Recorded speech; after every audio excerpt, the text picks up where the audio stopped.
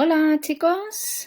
Well, today we're going to start discussing, analyzing, enjoying this wonderful work by our fantastic artist known as Velázquez. This is a painting that I hope you had the chance to see in the Prado Museum. It's in room number 12. It's a painting from 1656. And it's quite big, if you remember. It's actually life-size. This is the room where the painting is placed, together with a bunch of different paintings by Velázquez as well. But that's not normally how you see it, unfortunately. This is more like it. A room full of people, crowded, everybody wanted to see this magnificent work by the artist. So let's see a little bit of information about the work. This is generally known as Las Meninas, but it has several other titles like the Maids of Honor or the Family of Philip IV. As we said, it's called Las Meninas and it's from 1656. It is one of the most widely analyzed works in the whole world, and it shows the trust and friendship of the painter with the king and the royal family in general. It shows a large room in the Madrid palace belonging to King Philip IV, of course. We can see some members of his family and some recognizable figures of the Spanish court. Apparently, the visits to the master in his workshop were quite frequent, so it's not a rare scene for the painter to do. It has been hailed by many painters and critics as the best painting in the whole world. And its influence on the history of Western art is profound. There is basically no artist in the world that doesn't admire Velázquez in some way. So there exist a lot of different artists for whom Las Meninas has become a kind of like standard, like Picasso, Dalí, Rembrandt, Manet, Hockney, Hamilton. You have some examples here. This is David Hockney. This is Dalí. This is Dalí posing with his own work. This is Picasso, who did quite a few versions of this painting. You can compare it here. And his infatuation was made more visible, more obvious by another artist, Antonio Guijarro Morales, who painted Picasso as if he were Velázquez. This is the full work. Apparently, this scene was imagined by Velázquez when one day he was working at his studio, and then Princess Margarita of Austria and her crew of attendants arrived. You know, probably you've seen that Velázquez painted himself into this picture, together with King Philip IV and Queen Marianne of Austria, who are the parents of the princess, and they are also included in this painting. Again, it is one of the masterpieces of painting in the whole history, and it's a work accomplished 4 years before his death. Now, who is who in this painting? First of all, we have the artist.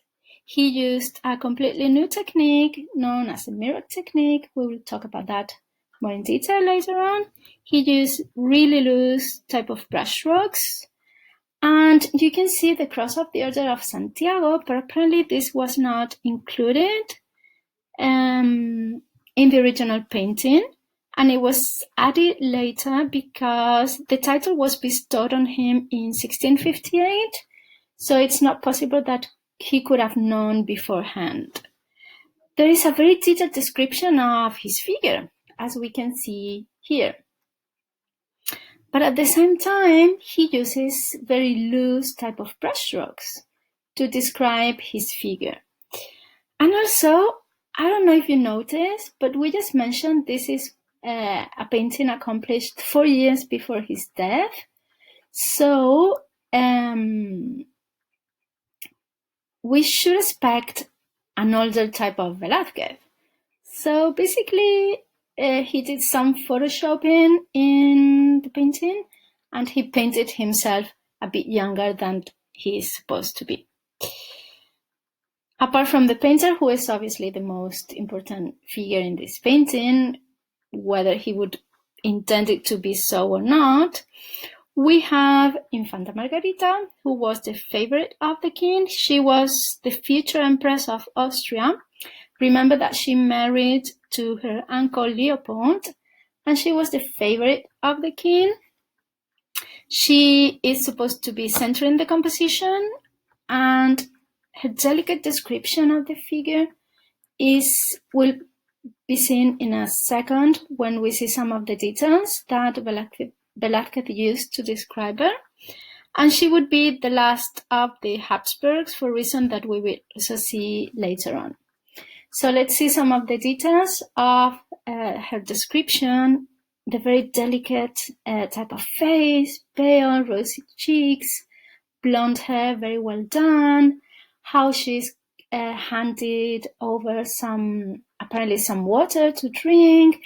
The detail in the description of the dress, even though if we have a closer look, we can see it's always just a bunch of very loose type of brushstrokes. And again, remember her wonderful husband, Uncle Leopold, to whom she would marry some time later. And that's at the bottom, that's the two of them sometime after their marriage. And remember, that was the excuse that Velázquez had to paint the Infanta, the princess, so many times. Apart from the Infanta, we have the monarchs, who are Philip IV and Queen Marianne of Austria, who are also depicted using very loose type of brushstrokes, the loosest ones actually, and it is supposed that the scene is viewed by the two of them as they were posing for a double portrait. Maybe. Sorry, that is actually the most extended theory, that Velázquez was actually painting the king and the queen, and that the Infanta Margarita came in with her maids of honor, so they will be just the mere observers of this scene. It would be something like this.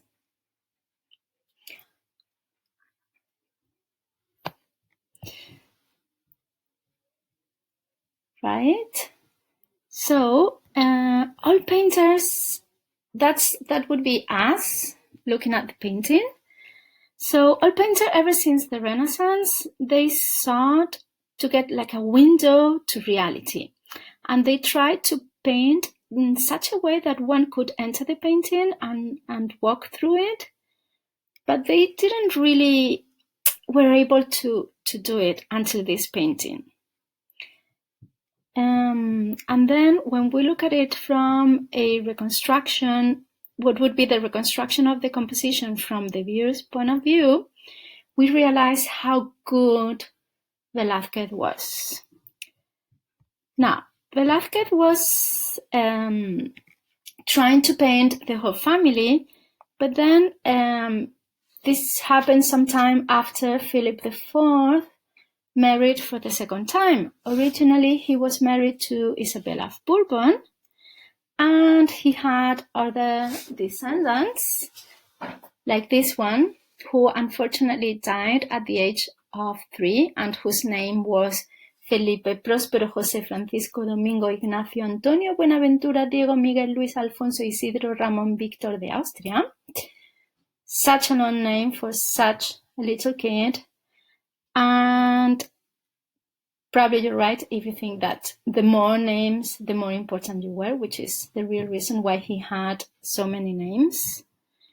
Then they had Prince Balthasar Charles, who also died very young, at the age of 16. So the Queen died, she had left no heir to the throne, and King Philip IV decided that he could marry who better than his own niece, his sister Maria's daughter. At the time, the king was 44, and the future queen would be, 14. So there was a huge age gap. And that's pretty much what promoted the end of the Habsburg, which ended with the son Charles II, known as the Bewitched for obvious reasons. And you have some information here about the family tree. They had been getting married between themselves since the times of Ferdinand and Isabella. So endogamy forced that they had like different diseases and conditions, and they suffer from different physical and mental disabilities, and that ended with their dynasty. Apart from the royal family and the painter, we have other people like Doña Agustina de Sarmiento, who was the Count of Salvatierra's daughter. She was a maid. Then we have Doña Isabel de Velasco, the Count of Fuensalida's daughter. This count was a very good friend of Velázquez. The middle figure, who is Maria Barbola, and then Nicolasito Pertusato, who looks like a child but is actually a dwarf. And his hair is very shiny, very much alive. And then there is also a dog in the foreground, which Velázquez used as a representation of the time that he was living in, the same way that he used this door that is known as a Castilian type of door, that it's also a representation of the time they were living in. Other less defined and probably less important people in this painting are Doña Marcela de Ulloa, who was the dueña. The dueña was the person taking care of the maids. She was a widow, so that's why her clothing looks like that. And another person that it's probably Don Diego Ruiz de Alcona, but it hasn't been really identified. Both of them have darker colors and less precise depiction because they are less important to the painting. And finally, we have Don José Nieto, who was the aposentador. Basically, it's a person in charge of the whole palace. That's the point where the light comes from, and that's also the vanishing point. And this door is used to illuminate the stairs, but the person and the scene as well. All of this happens in a very big room that was the artist's studio, and we can even see some paintings hanging on the wall. And the fact that windows are alternatively open and closed, we will talk about that also later on as well. So this would be like the whole view of the room, if we could have like a more open type of view. And these are the paintings. Pallas and Arachne, talking about the fable of Arachne that will be used in his painting, The Fable of Arachne. And it is from which he got the inspiration for the painting. And also another mythological painting, Apollo winning Pan, that it's also today at the Prado Museum. Now, let's talk about the different techniques and other important elements in this painting. Techniques for perspective. We have linear perspective with a vanishing point, but it's not a regular vanishing point like this one we saw in class. It's more like that. It's a way more complicated type of staging. Even the golden ratio works here. Apart from linear perspective, we have aerial perspective. aerial perspective is the creation of space, of 3D space. To do that, he will use different combinations of lights and shadows, blurred images, progressive sfumato, degradation of colors, and the fact that all the characters are connected to each other. They're touching each other somehow. However, the painting is also divided into different parts, again using linear perspective and vanishing point, then horizontally. The two of them made perfect sense, because if we divide the painting into this division, we have the painter in the same quadrant as the king and queen, then Princess Margaret, and then the rest of the characters are in a separate type of quadrant. If we use this division, all the people are at the bottom and the art is at the top. If we divide it in 4 parts, then we have all the important people in one quadrant, the less important people in the other quadrant, and then the 2 divisions of the 2 mythological paintings on the other quadrant.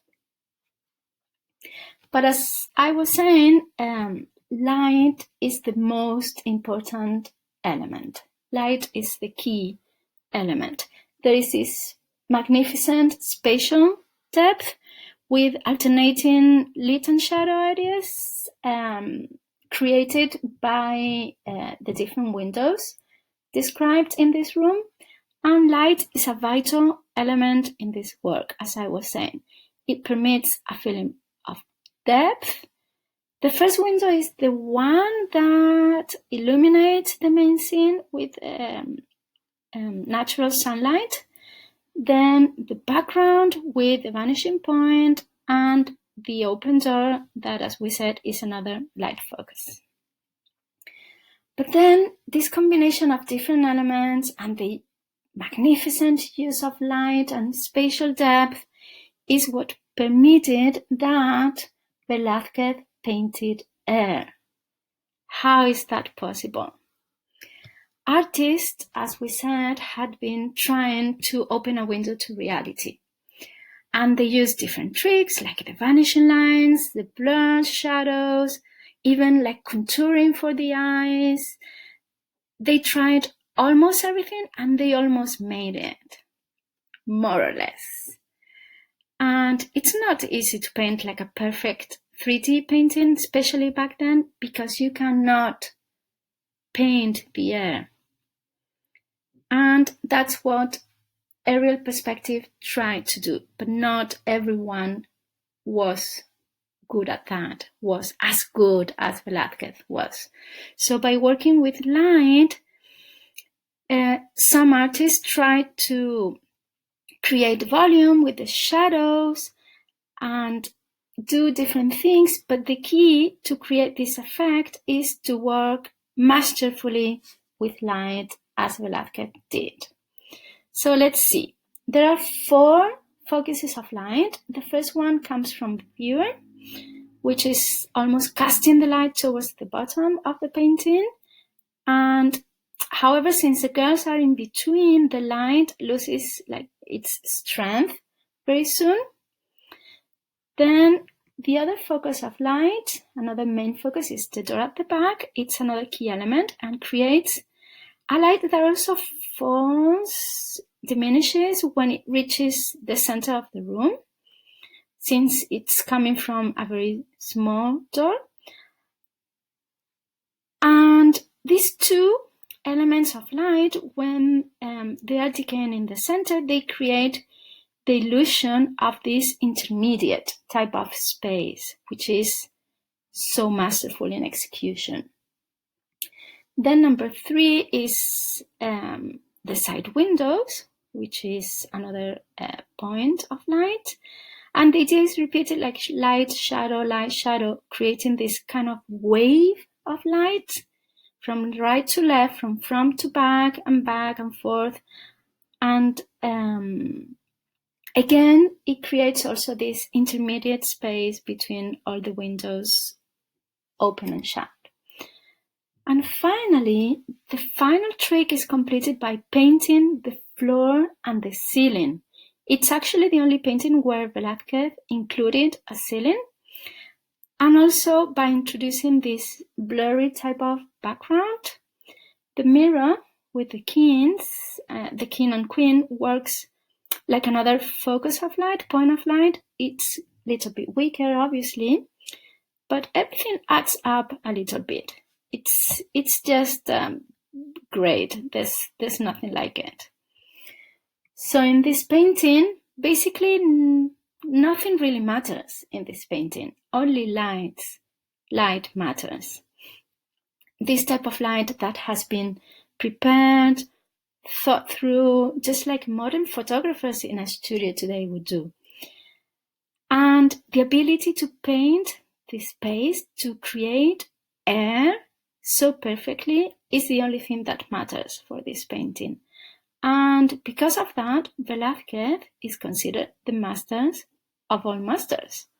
Not everyone can do that. Remember that Velázquez considered painting to be superior to other types of art. For him, it was more an intellectual type of work, not a manual type of work. The artist himself was not an artisan, and he wanted to show all of his talent in this masterpiece. This Meninas is one of the last works that he created before he died, so it's the result of a lifetime of painting. That's why there is a masterful execution, there is so much precision, but at the same time, just a few strokes that were enough to define a figure or a face. That from that we get the simplicity of execution, and also there are no signs of protocol. We can see that all of them were very relaxed. So Velázquez actually wanted to show the world, the period he was living in. So there is this efficient and spontaneous depiction of this scene, in contrast to an extremely complicated staging. So what is this painting in general about? This masterpiece summarizes the broad knowledge of this magnificent artist, basically. Apart from everything we have already said, we can talk about selfies. This is considered the most epic selfie ever. Are you sure about that? Actually, Velázquez was the inventor of selfies, because this is a selfie. For all these reasons, Las Meninas has had such a big impact and influence pretty much everywhere. As we mentioned already, Picasso, more Picasso, then mass media like Coca-Cola and Chupa Chups, modern art, and more modern art. Do you know where this picture could be found? Well, it's, of course, El Corte Inglés. Who else? Then we have Las Meninas with emojis and clay figures and graphic novels, more graphic novels. They even used it for our application for the Olympics in 2016. Again, we have ceramics and for kids adaptations, and of course we have The Simpsons. And with the artist's signature, I haven't got anything else to say, but thank you all.